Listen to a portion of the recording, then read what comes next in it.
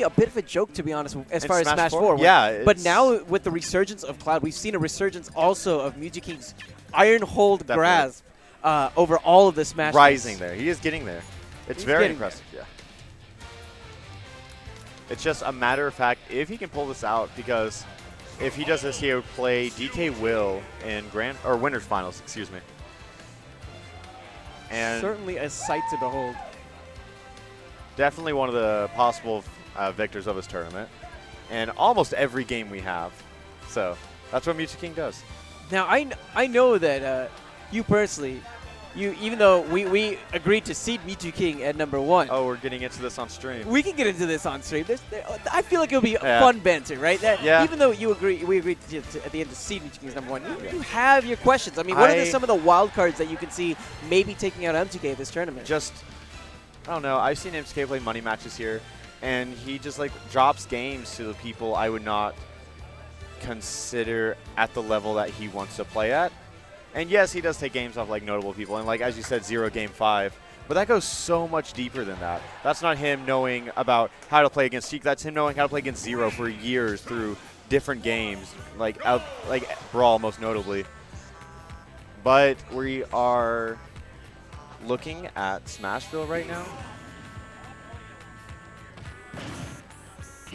Mew2King asking for audio on so that he can respond to some audio cues. Might need to take a second here, actually.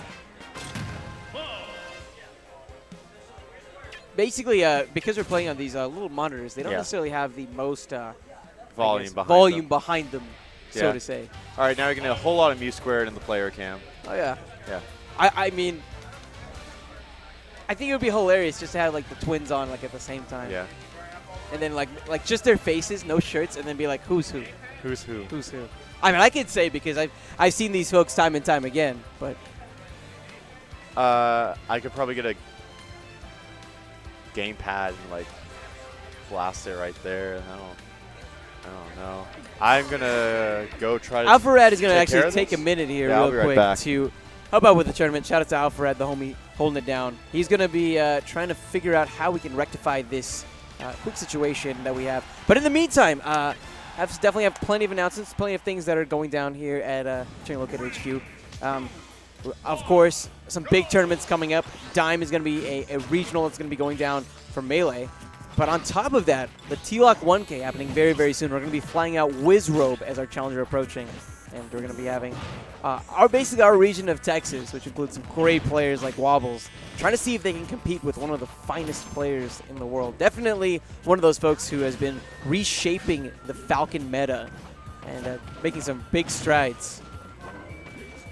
Okay, never mind. They're just going straight into it. Game #1 is apparently underway, and we're just going to start commentating solo while Alfred is out of the business for a second. So, Mew2King opting for this Cloud, and something that we've seen from this Cloud time and time again, more than anything else, is revolving around the charging of that limit. Now, when I spoke to Cephalon when this character initially came out, he said that he could see the meta really revolving on playing very patiently until the limit is fully charged. And we're seeing a little bit of that actually from Mew2King. He's not going for really big options right away, rather quick options that are designed at just pushing away the opponent. But Mew² drops down and actually takes the first stock off of Cognitive Gaming MVG Mew2King. All right, I am back. We got the speakers, and we will put them on after this game. And I just missed Mew² taking the first stock off Mew2King. Yeah, it was crazy. The drop down Shadow Claw caught Mew2King off surprise. And I can see how that could destroy. Oh, that was a bad position to be in.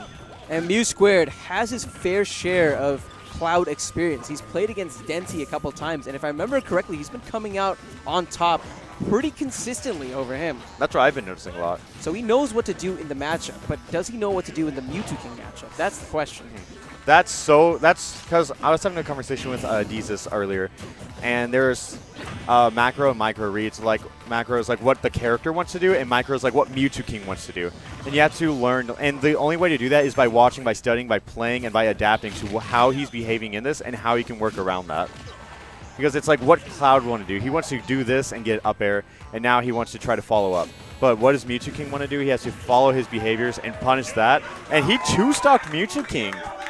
Mew² representing DFW as a whole this tournament. I was about to pull a pooch and drop an expletive on the mic. I understand I really why. would. I 100% understand why. I can't believe what's happening right now. Yeah. The king of the Mews. Was he The just two-stocked by a Mewtwo? Yeah. He's going to get so mad, just go Mewtwo and just try to duke it out, you know? Oh. I mean, it definitely, he was playing Melee just before now. So it takes a little bit of time, I guess, to shift the gears.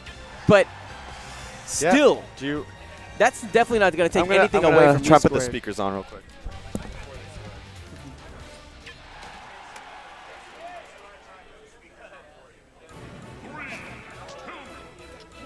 Thanks again for tuning in to Turn Locator, broadcasting Super Bit Wars 4. Alpharad's going to be trying to up the speakers a bit to make it so that Mew2King can hear a little bit better. Solo commentating while he's doing that. What's good? But yeah, looking back at that game, a really big part of that, I think, came down to something that Alpharad was talking about before, which was Mew2King understands how to play certain matchups, but he doesn't have all the Smash 4 experience in the world to the point where he doesn't know some of these, I guess, wild card sort of characters. And Mewtwo, that's a character who's pretty heavily debated as to where the character really lies in the tier list. And I think that Mew2King's unfamiliarity with the character might have maybe thrown a wrench in some of those gears. On top of that, Mew² is kind of a beast. It felt like he had momentum at the very beginning of the game. He did a great job of continuing it.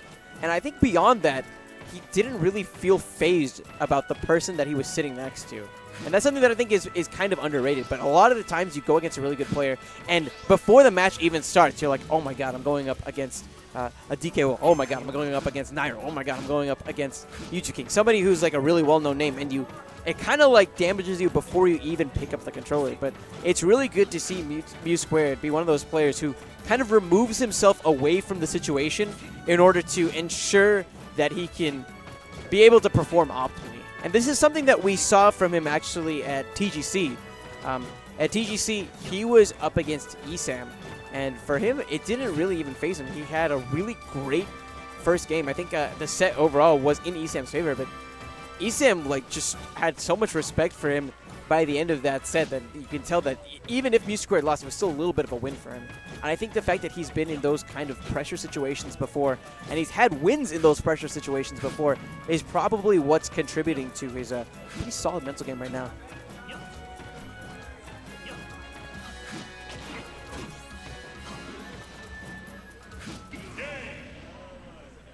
And Mew2King with the JV3 there for game number 2.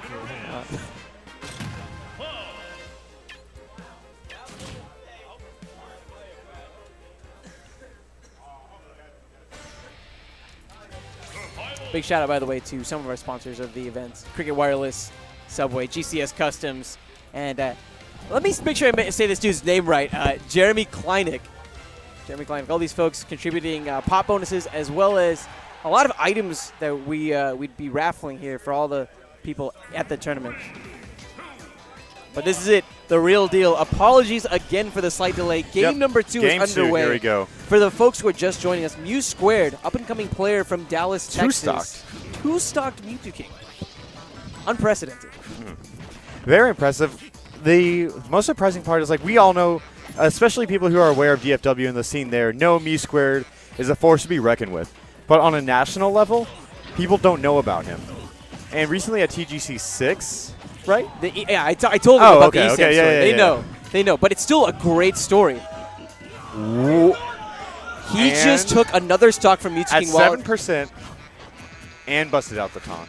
One big thing, though, is that while Cloud might not have the best tools in neutral, Cloud's tools in punish are basically built to come back from deficits like this. You only need 60% to get a kill nowadays. Precisely, and especially considering that Mew² is playing such a light character, I can see finishing touch being an incredibly potent option. It'd probably kill around, probably like 55 with good DI, up to 60.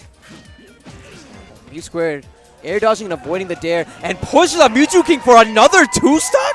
What is going on in Oklahoma? Look, there's a 2-stock. Then there's a 2-stock at 38%. That's probably about 4 hits from Cloud. 4 good hits.